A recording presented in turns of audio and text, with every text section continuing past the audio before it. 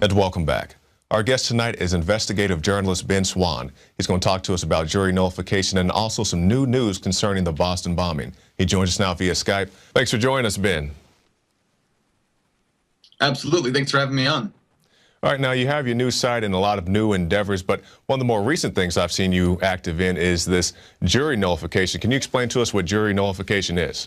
Sure, absolutely. It's actually kind of a new concept even to me. I've had some different people who have told me about this idea, started looking into it. We've done a couple of stories about it, and the more that I've researched it, the more I'm really impressed by the power that the American juror really has through their vote on a jury, whether it's a grand jury or it's a trial jury. But the idea is very simple. It really comes back to this, that when we go into the electoral process, a lot of times people feel like their vote doesn't count for much. So for instance, they'll feel like, hey, if they're going to vote for president, what's the point? Nothing's going to change. If I vote for even the governor in my state or even local races, nothing changes. The thing about jury nullification is it's a very simple concept. When you are on either a grand jury or you're on a trial jury, you as a juror, according to the U.S. Supreme Court in 1794, you as a juror have the power to not only judge the facts of a case, but to judge the law itself. Now, that is tremendous power. We're talking about the ability for you as a juror, for instance, if you see a crime that you think is a victimless crime, you have the ability to say, listen, I'm going to try the facts of the case, but if I believe this is a bad law that's about to send somebody to jail, I'm not going to enforce it. I'm not going to send them to jail. I'm going to judge the law itself, and I'm going to hang the jury.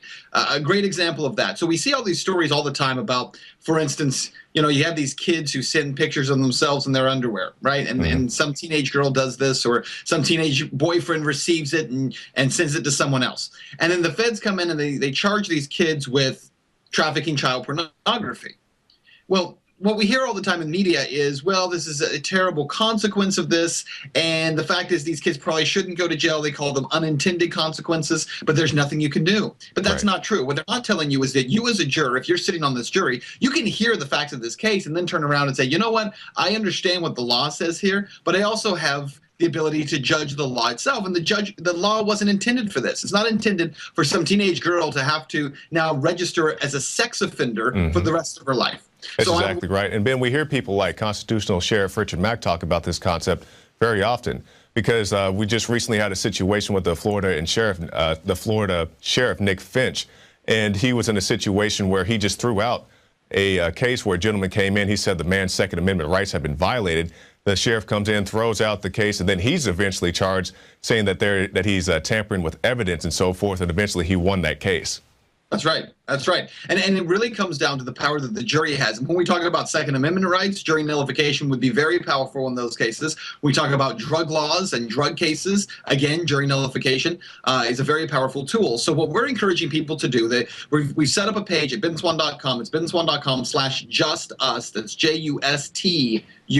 We have a Facebook page for Just Us Jury Nullification. We're actually setting up a full-on website, and we're doing this as a coalition with other folks like Josh Tolley and Angela Keaton, Luke Radowski, Bob Murphy, Tatiana Moroz, and Jordan Page. So a lot of folks who were involved in the liberty movement, like Joby Weeks, have come into this and said, let's kind of pull together and let's create attention on jury nullification. I mean, you have groups like FIJA, which have already been around for some time, promoting this idea. So we're kind of new to the table on this. But the goal is not for us to kind of take over jury nullification. It's just to promote the idea to people and say, listen, if you get a jury summons in the mail, instead of hiding from it, dodging it, trying to find every excuse possible to get out of it, you should actually be running to that jury summons and saying, I want to serve. Because this is your opportunity to actually have a vote. One out of 12 on a jury. You have so much power here. That's right, and that's people need to realize, because you do have power. Just like you said, people often, they throw it away, or I got to take the kids to school, I'm sick. But you can go there and really affect change, and we need more people to take these steps. Now, Ben, I want to move on to some other topics with you. You also have some new news on the Toad Chef case, the gentleman who was killed by the FBI. That's right. Ibrahim Todashev is this Chechen-born guy who was living in Orlando. He was friends at one time with Tamerlan Tsarnaev, who was one of the Boston bombing suspects. And it was back in May of this year when Todashev was killed during an interrogation by the FBI. And the story is very strange, a lot of very strange details on this, where supposedly everyone else left the room, the agent's alone with Tadashev. Tadashev tries to attack him, and the agent has to shoot Tadashev 7 times in the head and the chest in order to protect himself. But one of the really unusual things about this case is the fact that the autopsy report in late July was ready to be released, and the FBI intervened and said, don't release the autopsy report. That's a very unusual thing, you know, for folks who cover murder cases and killings and death cases all the time in media. We know that that's not usually how it works, because an autopsy doesn't assign blame, it doesn't assign judgment. It simply states how someone died. That's right. And essentially all the injuries they received. We have interviewed Tadashev's, I can't say it, but widow, his widow. She's over in Russia right now. We've interviewed her and talked to her about this case, but one of the things she reveals to us is the fact that Tadashev was actually shot, according to the coroner, in the back of the head. Wow. As opposed to just being shot in the head and in the chest. That kind of paints a picture of someone coming at you. And she's actually released some pictures to us from the Orlando Medical Examiner's office that show the entry point of that wound, again, to the top of the head and downward. So we're actually releasing that on benswann.com. It'll be up either by the end of today or early tomorrow morning. But the interview. Now, Ben, you piqued my interest with the gunshot to the back of the head. Was he shot multiple times in the back of the head, or how did this work out?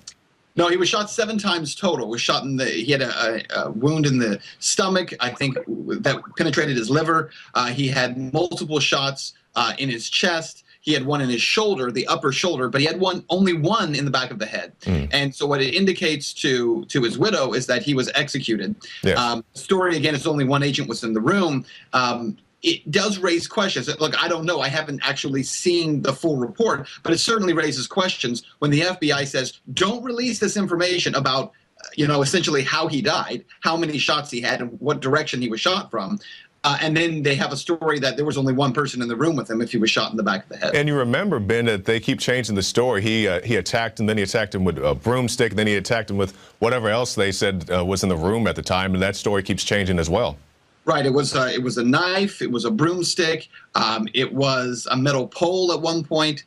He does. The story keeps changing on this. The details are very sketchy. And one of the things we talk about in the story is, unfortunately, as really shocking as this story is, and how little evidence has been allowed to be released into media, and media really hasn't even chased the story other than new media. Really, the story's gone unreported. But the reality is that as much as this has happened, there's so many Americans who would just look at this case and say, who cares? You know, the FBI did us a favor. Another one of those terrorists. And that's one of the dangers that we run into in the paradigm that we're in right now, is that so many people just ignore these very important stories that deal with civil rights, constitutional rights, the right that this guy had, whether it's legal rights or just the right to be alive, violated possibly by the FBI. And so many people are just disinterested.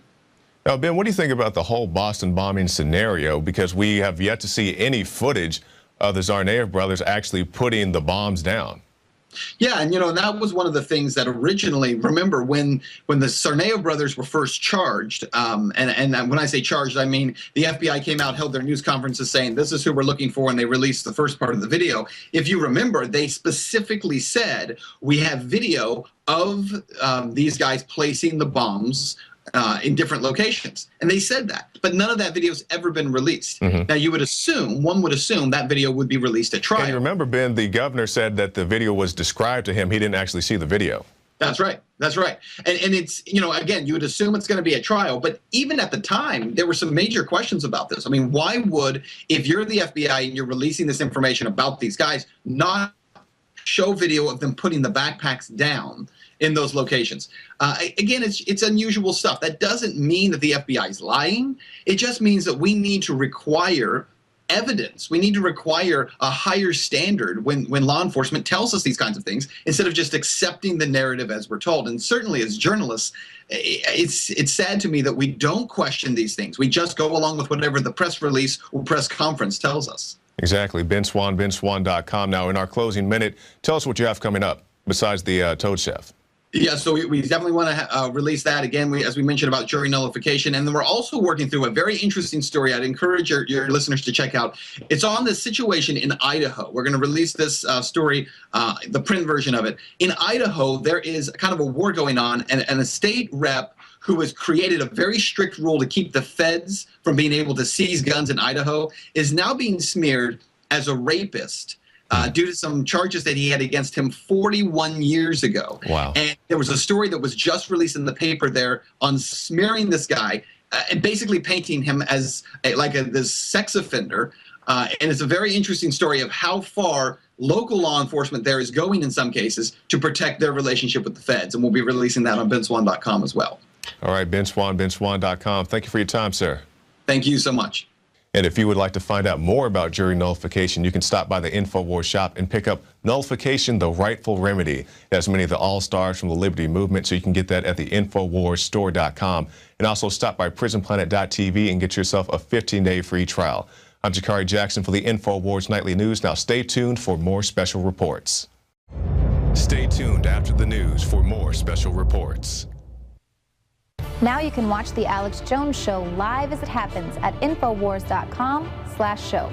You'll find links to all of our content there and a free 15-day trial for Prison Planet TV. More than 60 movies and documentaries all in one place at Infowars.com/show.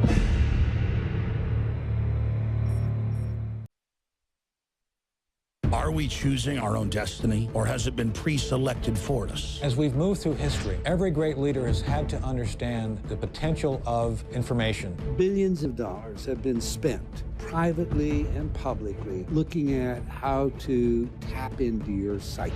From compulsory state education to the Hollywood media brainwashing machine, we are kept in perpetual bondage to the ideas that shape our actions. When somebody obscures that feedback loop between you observing and testing it out and verifying it, they can take total control of your awareness. All of this is happening so fast, you need to be ahead of the game. How to engineer the opinion of the American people so that they would not only endorse but demand a war. Oh, there's another one. Another plane just hit.